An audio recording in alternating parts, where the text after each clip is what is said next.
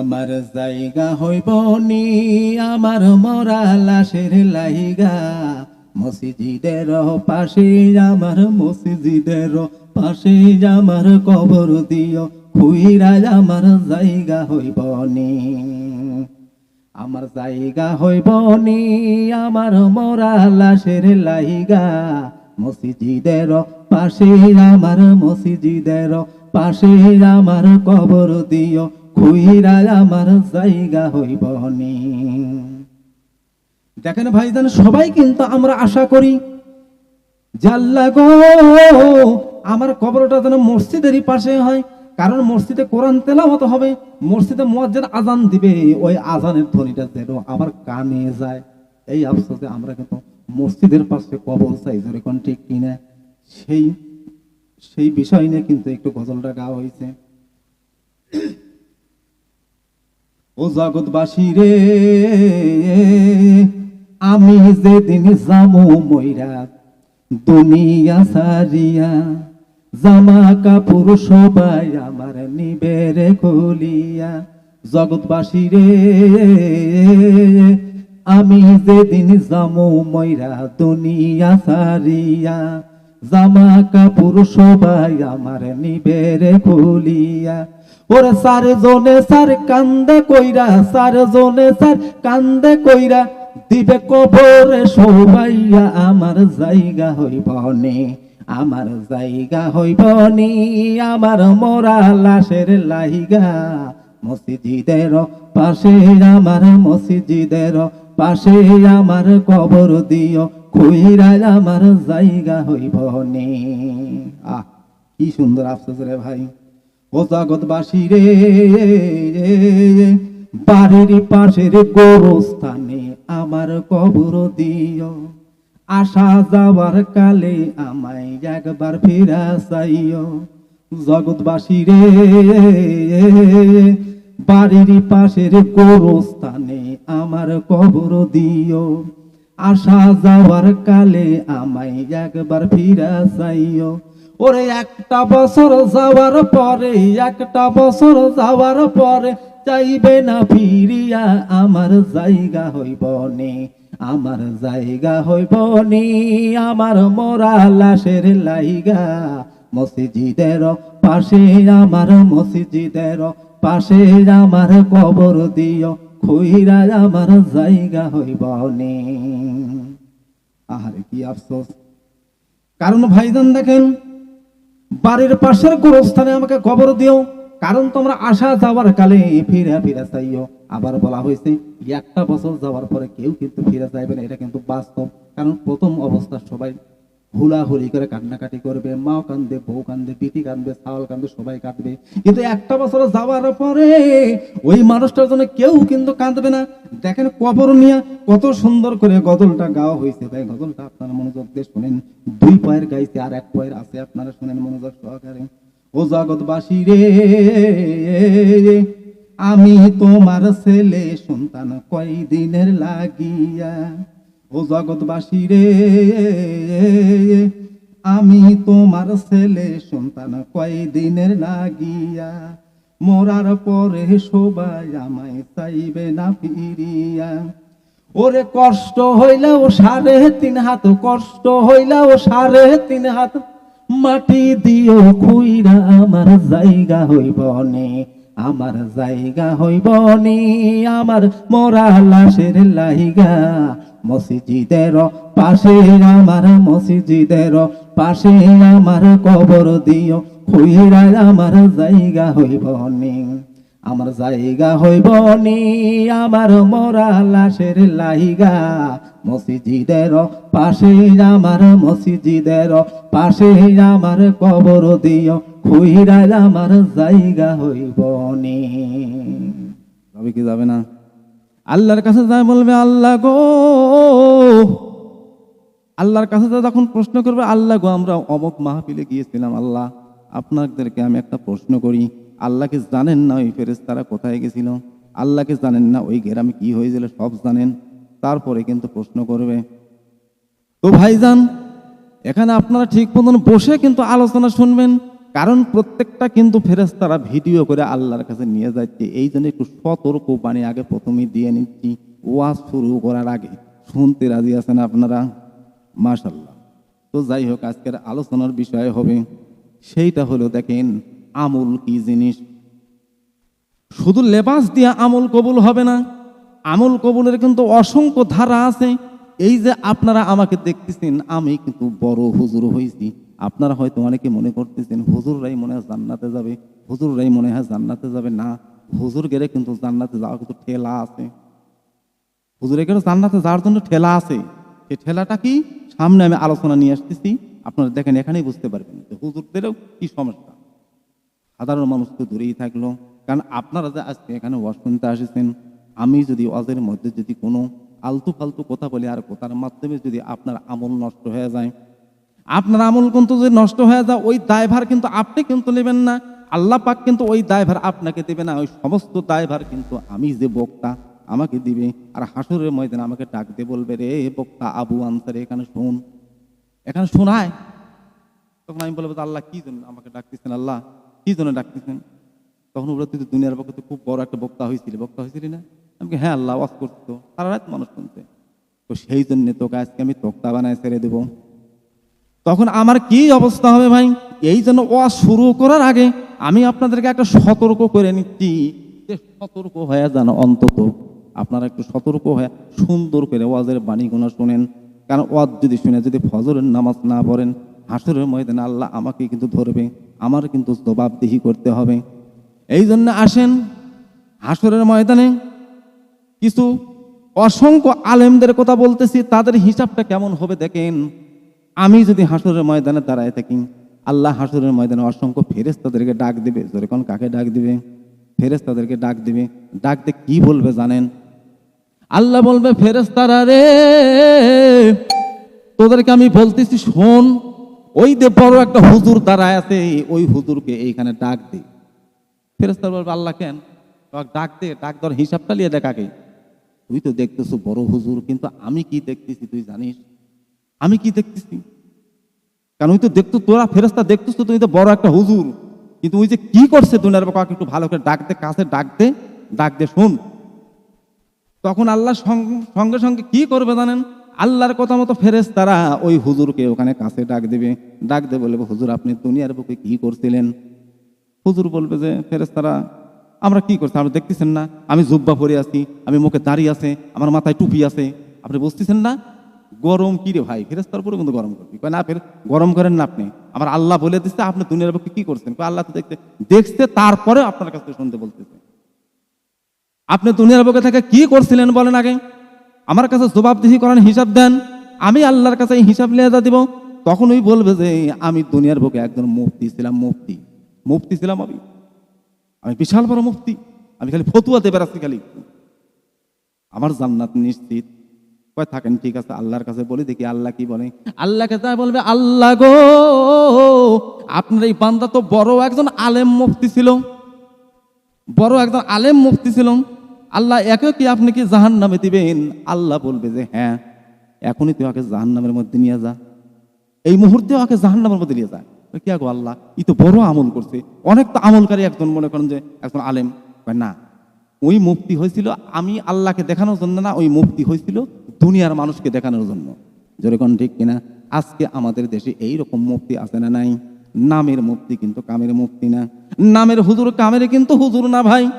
দেখেন তখন ওই কি করবে, ওই মুফতিকে সঙ্গে সঙ্গে ফেরেশতারা টাইনেলে জাহান্নামের মধ্যে যাবেন। ওই মুফতিকে জাহান্নামে দিয়ে আসার পর আল্লাহকে বলবে, আল্লাহ গো, আর কি করতে বলতেছেন, আমাকে আর কি করতে বলতেছেন? তখন বলবে যে, তখন ফেরেশতারা বলবে যে, আল্লাহ কি করবে? তখন আল্লাহ বলতেছে, যা দেখ, ওই দেখ মুরব্বী দাঁড়া আছে, মুরব্বীকে ডাক দে। ওই মুরব্বী জুব্বা গাইতে ওইখানে দাঁড়ায় আছে, যা বলবে, চাচা গো, আমি কিন্তু আল্লাহর তরফ থেকে আইছি ফেরেশতা, আপনি দুনিয়ার বুকে যাই যে জুব্বা ভরে আছেন, আপনি দুনিয়ার বুকে কি করছেন, এই জবাবটা একটু আমাকে দেন, আমাকে জবাবটা দেন। কে আপনি কি দেখতে পারতেছেন না? আমার পরনে জুব্বা, আমার মুখে দাড়ি, আমার মাথায় টুপি, আপনি দেখতেছেন না? কয় না, আল্লাহ হিসাব দিতে বলতে, আপনি আমাকে হিসাব দেন। তখন চাচা বলবে, দেখতেছেন না আমি দুনিয়ার বুকে এই ছিলাম, তখন ফেরেশতারা আল্লাহকে ডাকতে বলবে, আল্লাহ গো, এই চাচা তো দুনিয়ার বুকে 5 ওয়াক্ত নামাজ পড়ছে, সবসময় নামাজ পড়েছে, তাহাজ্জুদ পড়েছে, আল্লাহ কই একই কি করব আল্লাহ আপনাকে বলেন। তখন আল্লাহ বলবে, ফেরেশতারে ওই দুনিয়ার বুকে তো নামাজ পড়ছে ভালো কথা, ওই নামাজটা কি জন্য পড়ছে জানিস? ওই নামাজ পড়েছে দুনিয়ার মানুষকে দেখানোর জন্য, আমি আল্লাহকে দেখানোর জন্য নামাজ পড়ে নাই, কাজেই ওকে জাহান্নামে দে।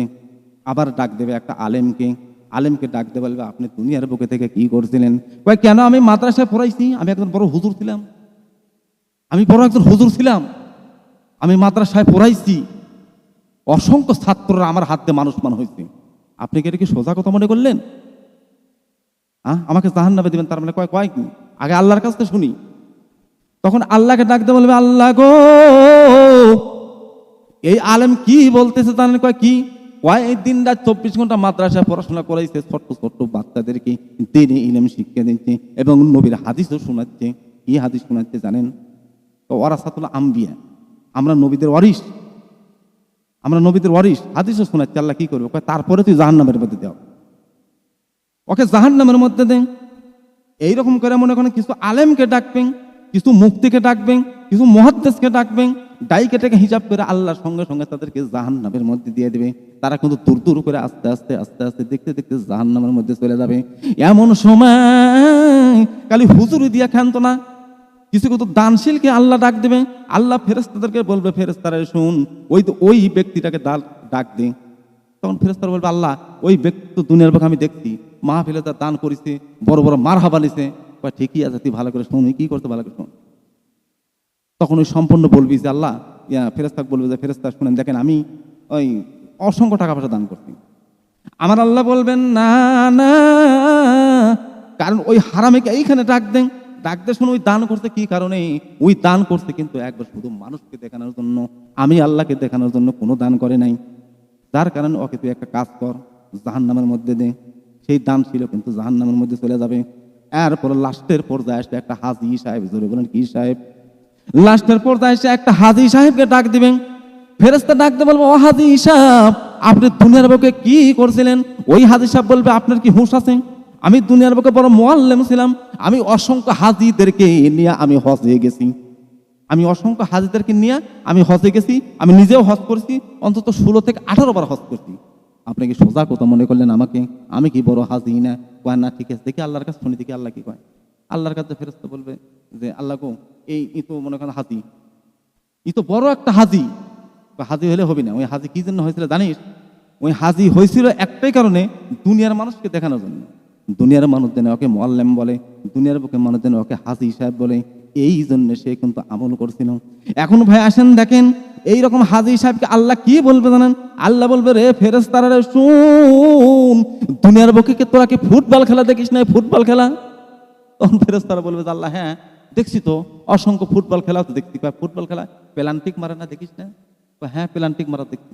ওই পেলান্টিকে যেরকম বল সাইটে সুন্দরকে তুই দূর থেকে এসে মারে না? হ্যাঁ আল্লাহ তাই তো মারছে।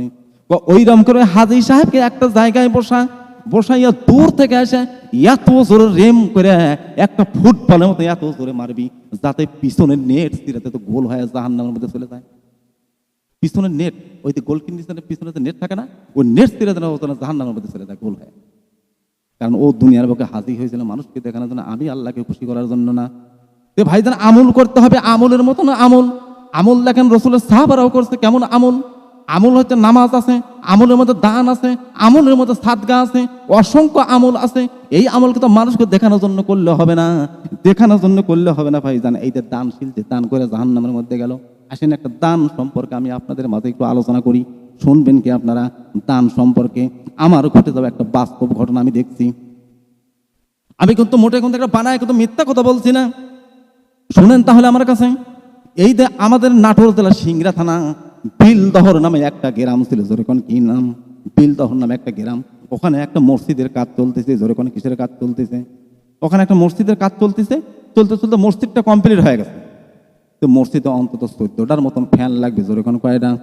14টার মতন ফ্যান লাগবে। অসংখ্য মানুষ দান করছে। দান করে ওই গ্রামটা ছিল তো গরিব গ্রাম, ওরা কিন্তু টাকা পয়সা ভালো মতন দান করতে পারে না। এখন কি করবে? লাস্টে 14টা ফ্যান হয় না, কি করবে? তেমন তো অবস্থা, ওরা খুব টেনশনে পড়ে গেল, আল্লাহ কি করি, টাকা নাই, কিনতে পারি না, কি দেখি কি করি। এমন সব দান ছিল তো বাড়ায় না যে এখানে একটু দান করবি। তখন হঠাৎ করে একদিন একটা ভ্যান, 14টা ফ্যান নিয়ে এসে হাজির। এটা কিন্তু একবার বাস্তব ঘটনা। কারণ আমার শ্বশুর বাড়ি ওই জায়গায়, কারণ আমার শ্বশুর নিজে কিন্তু ওই মসজিদের সেক্রেটারি। আমার শ্বশুর বলতেছে, বাবা, যখন ওই ভ্যান এসে আমার পাশে দাঁড়াইলো, আমাকে বলতেছে, আপনি কি আতাউর হাজী সাহেব? আমি বললাম, হ্যাঁ। হ্যাঁ, তাহলে একটা কাজ করেন, এই যে ফ্যানগুলো নিয়ে এসেছি, এই ফ্যানগুলো আপনি এখনই নামায় নেন,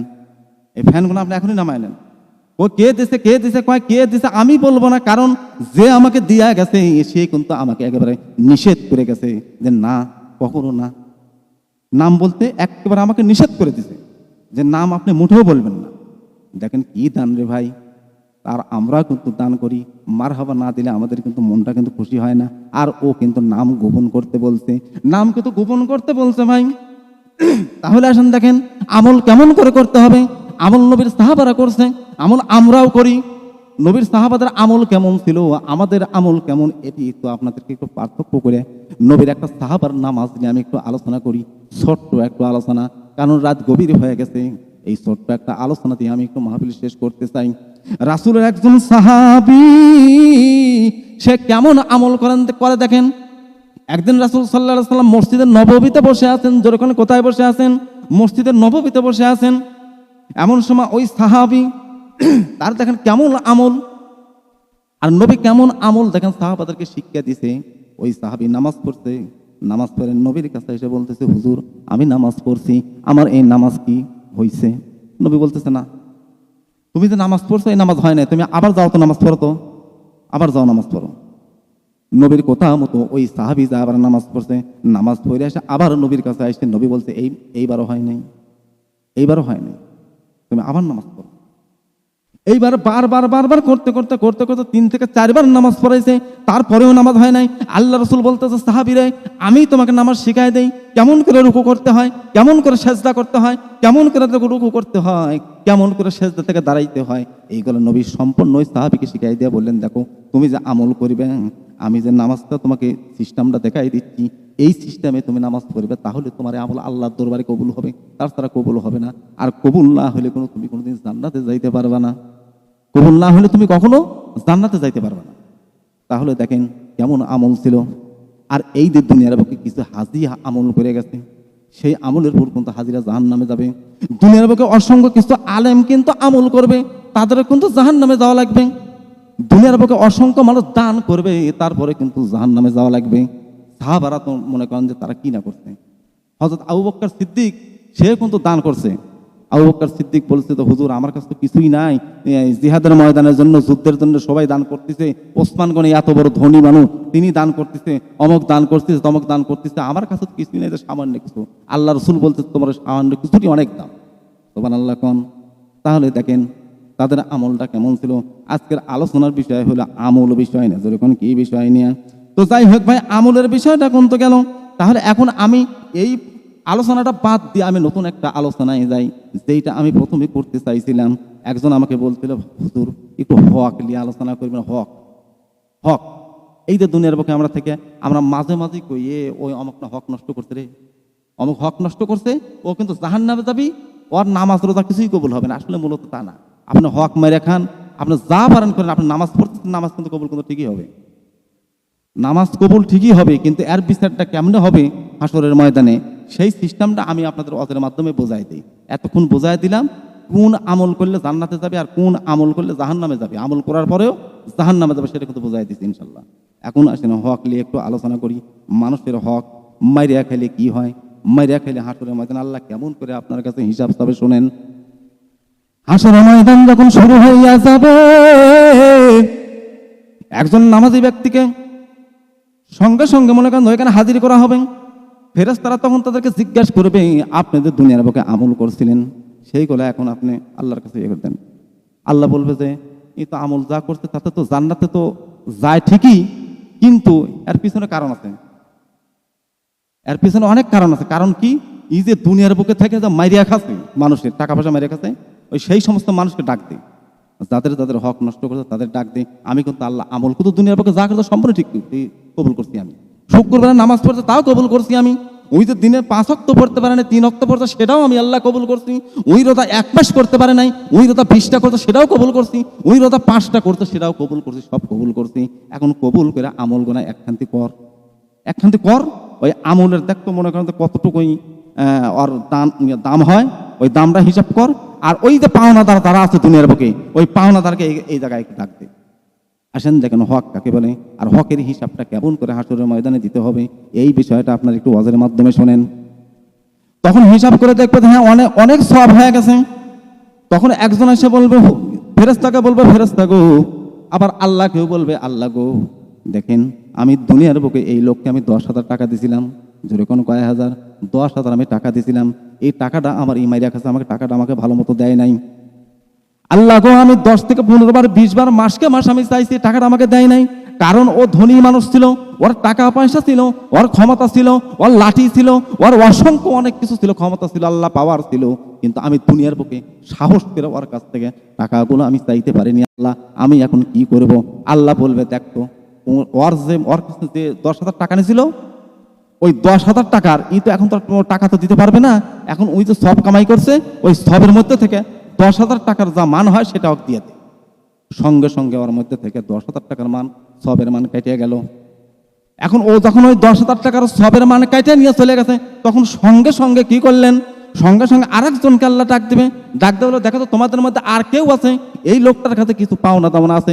তখন সঙ্গে সঙ্গে আরেকজন এসে বলবে আল্লাহ গো, ক্ষমতার বলে আমাকে একদিন একটা চর মারছিল আল্লাহ, ক্ষমতার বলে আমাকে এমন একটা চর মারছিল, সেদিন থেকে আমি অনেক কষ্ট করেছি আল্লাহ, অনেক কান্দিছি, আপনি তো দেখতেন। আল্লাহ হ্যাঁ আমি তো দেখছি, আমি দেখছি দেখেই তো তোদের কাছে ডাকছি, আমি দেখছি দেখে তোদের কাছে ডাকছি।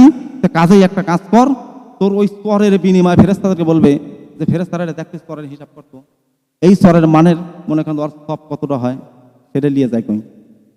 তখন ওর মধ্যে সব কাটিয়া তখন ওর দিকে দিয়ে দিবে, আরেকজন এসে আর এক হিসাব দিবে, তার দিকে চলে যাবে, আরেকজন এসে আর এক হিসাব দিবে, তারও দিকে চলে যাবে।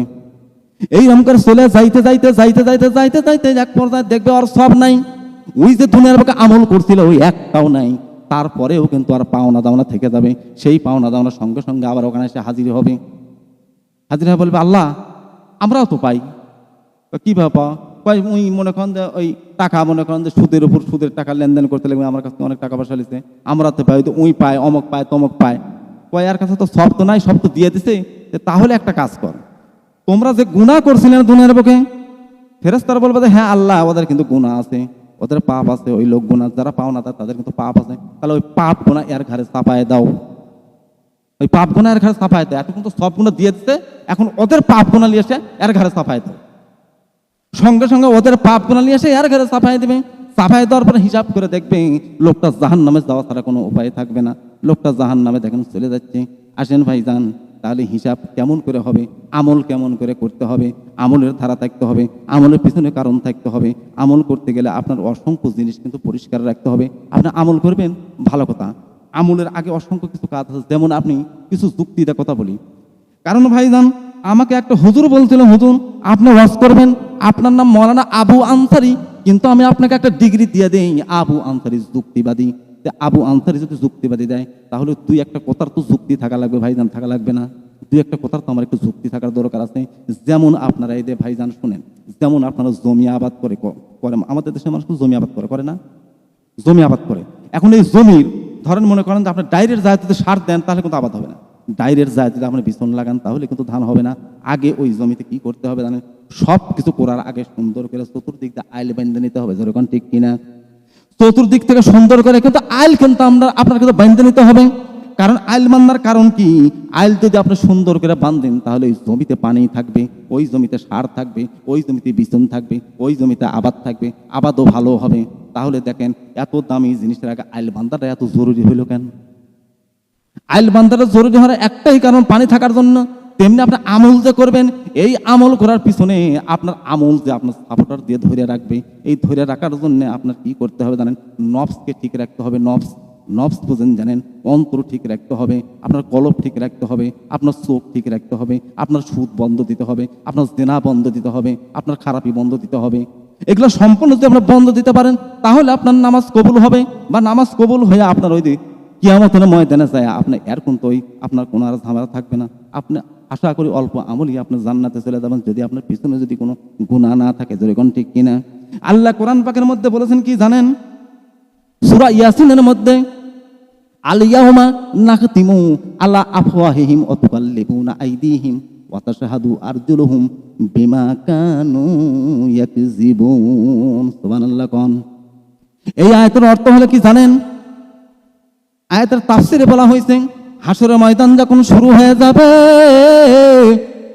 প্রত্যেকটা মানুষের মুখে কিন্তু একটা মোহর মেরে দেওয়া হবে। যেরকম কি মেরে দেওয়া হবে? তাফসিরের কিতাবে কিন্তু এইভাবে লেখা আছে, মুখে কিন্তু একটা মোহর মেরে দেওয়া হবে।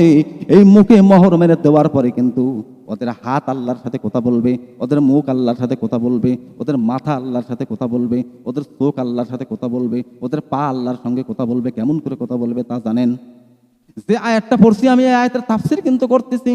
হিসাবটা কত কত জিনিসের দেওয়া লাগবে দেখেন।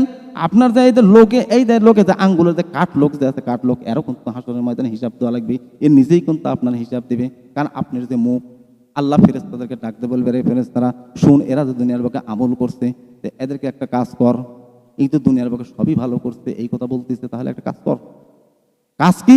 একটা টেপ লিয়া, টেপ মুখে মোহর মেরে দেওয়া হবে। এটা আমি সাধারণ ভাষায় বর্তমান প্রেক্ষাপট নিয়ে আপনাদেরকে বোঝাচ্ছি, যে মুখে একটা টেপ মেরে দেওয়ার জন্য ওকে ডাক দিবে।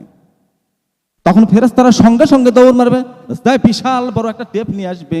আল্লাহ বলবে, টেপ খানিক সুন্দর করে কাটিয়া ওই হারামির মুখে মার, ওর মুখে সুন্দর করে টেপ মার।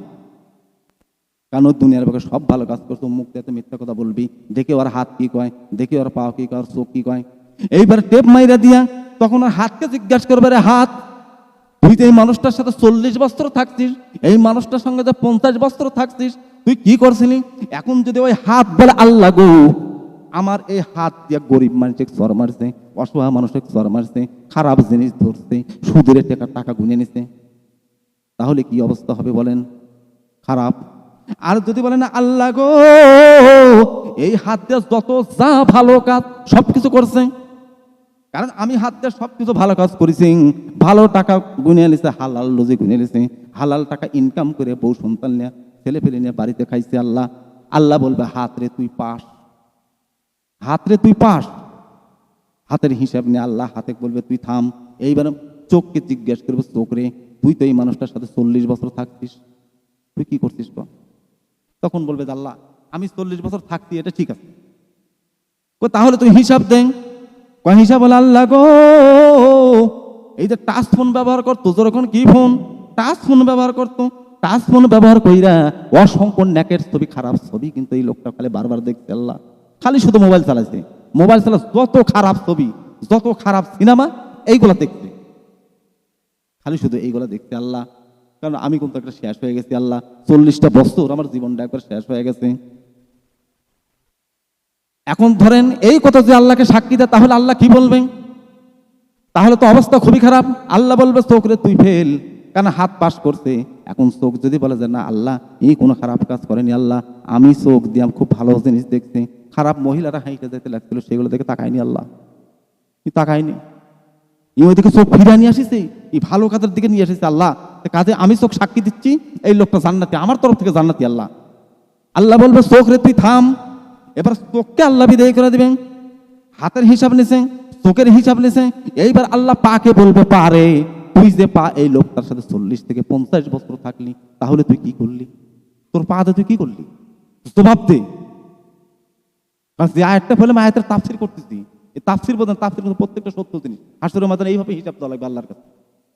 সস্তা কথা খালি অশুনলেই হবে না তো। এখন আল্লাহ কি কোনো পাকে বলবে, পারে তুই কি করছিলি? এখনো পা যদি বল, আল্লাহ গো, যাত্রার নাচের শব্দ শুনলেই মারছে দৌড়, যাত্রার শব্দ শুনলেই মারছে দৌড়, সঙ্গে সঙ্গে যা যাত্রা হাজির হয়ে গেছে, যত খারাপই কাজ করার জন্য গেছে, মানুষকে মারার জন্য দৌড়ে দৌড়ে গেছে, খারাপ জিনিস দেখার জন্য দৌড়ে দৌড়ে গেছে, তাহলে তো খারাপ। আর যদি বলে, না গো আল্লাহ গো, যত ভালো কাজের জন্য আমি পাওতে দৌড়াইছে, যত ভালো কাজের জন্য পাওতে দৌড়াইছে, এই যে আজকের যেখানে মাহফিল দেখতেছেন আপনারা, এই মাহফিলে খুঁটি কিন্তু আমি পাও এইভাবে মনে করেন যে হাইটে হাইটে যায়, দেখ খুঁটি বসাইছে, তারপরে হুজুরদের আনার জন্য মনে করেন যে পাও দিয়ে হেঁটে হেঁটে গেছে, যত ভালো কাজ আমি পাও দিয়ে করেছি, আল্লাহ আমি পাও সাক্ষী দিচ্ছি লোকটা জান্নাতি, আমি পা সাক্ষী দিচ্ছি লোকটা জান্নাতি। আল্লাহকে আপনি নিশ্চিন্তে জান্নাতে দেন। তাহলে দেখেন হাতের হিসাব, চোখের হিসাব, পায়ের হিসাব। আপনি মনে করতেছেন আপনি যে দুনিয়ার পক্ষে থাইকা যত খারাপই কাজ করছেন, আপনি মনে করছেন ওই খারাপের হিসাব কি আপনার দেওয়া লাগবে না? খারাপের হিসাবও কিন্তু আপনার দেওয়া লাগবে। আপনার ভিতরে যে একটা গোপন জিনিস আছে না নাই? প্রত্যেকটা মানুষের সাথে কিন্তু গোপন জিনিস দিয়েছে আল্লাহ। এই জিনিসটা ইসলাম দেখেন কি বলে ভাইজান। এখন ওই গোপন জিনিসকেও কিন্তু আল্লাহ জিজ্ঞাসা করবে, রে তোর কাছে আমি শেষে আসেছি, একেবারে লাস্টে আসেছি, তুই হিসাব দে, তুই আমার কাছে ভালো করে হিসাব দে। এই লোকটার সাথে যে তুই 40 থেকে 50টা বছর হলে থাকলি, কি করছে? যদি বলে যে না আল্লাহ পতিতাখানায় খালি গেছে, খারাপ মহিলার কাছে গেছে, আল্লাহ আমি একেবারে শেষ, আল্লাহ আমি এমন অবস্থা হয়ে গেছি, আল্লাহ এখন নিজের স্ত্রীর ভালো মতন ব্যবহার করতে পারতেছে না, কারণ এই হারামি দেখেন আমাকে একেবারে শেষ করে দিয়েছে। খারাপ মহিলার কাছে যায়, পতিতাখানায় গেছে, যেখানে খারাপ দেখেছে সেখানে গেছে, তাহলে তো খুবই খারাপ। তাহলে আসেন এখন যদি বলেন আল্লাহ গো এই লোকটার সাথে 50 থেকে 60 বছর পর্যন্ত আমি থাকছি, আমি আমি আমি যে গুপ্তধন আমি আপনাকে বলতেছি আল্লাহ এ জান্নাতি। কারণ কি করে জান্নাতি? নিজের স্ত্রী ছাড়া কাউকে আমার কাছে নিয়ে যায়নি, কাউকে নিয়ে যায়নি, কারো কাছে যায়নি। আমি যে গুপ্ত জিনিসটা আছি এই জিনিসটা আমি সাক্ষী দিচ্ছি আল্লাহ, ও শুধু নিজের হালার স্ত্রী ছাড়া কাউকে ব্যবহার করেনি আমাকে দিয়ে। আপনি লোকটাকে জান্নাতে দিয়ে দেন, তাহলে দেখুন লোকটা সঙ্গে সঙ্গে জান্নাতে চলে যাবে। আর যদি মনে করেন প্রথম যে শব্দগুলো ব্যাখ্যাগুলো আমি মনে করেন পাঠ করছি ওইগুলো যদি হয়, তাহলে লোকটা অবশ্যই মনে করেন যে জাহান্নামী। তাহলে দেখেন আমলেরও কিন্তু ধারা আছে, দেশে আমল করলে চলবে না। আর একটা জিনিস ধরেন, এই আমাদের দেশে আমরা কিন্তু গরুর দুধ দোয়াই কি দোয়াই না, গরুর দুধ দোয়াই। এখন অনেকে মুরব্বীরা বলে যে দুধ যে দোয়াচ্ছিস, ধরেন 5 কেজি দুধ হয়ে গেছে, 1 ফোঁটা যদি গোসা না পড়ে যায় তাহলে কিন্তু দুধ নষ্ট হয়ে যায় কি যায় না? এমনও কিন্তু কিছু আমল আছে, এমনও কিছু আমল আছে যে আমলের মধ্যে যদি একটু সামান্য ভেজাল যদি আপনার ঢুকে যায়, পড়ে যায়, তাহলে সে আমলও কিন্তু নষ্ট হয়ে যায়।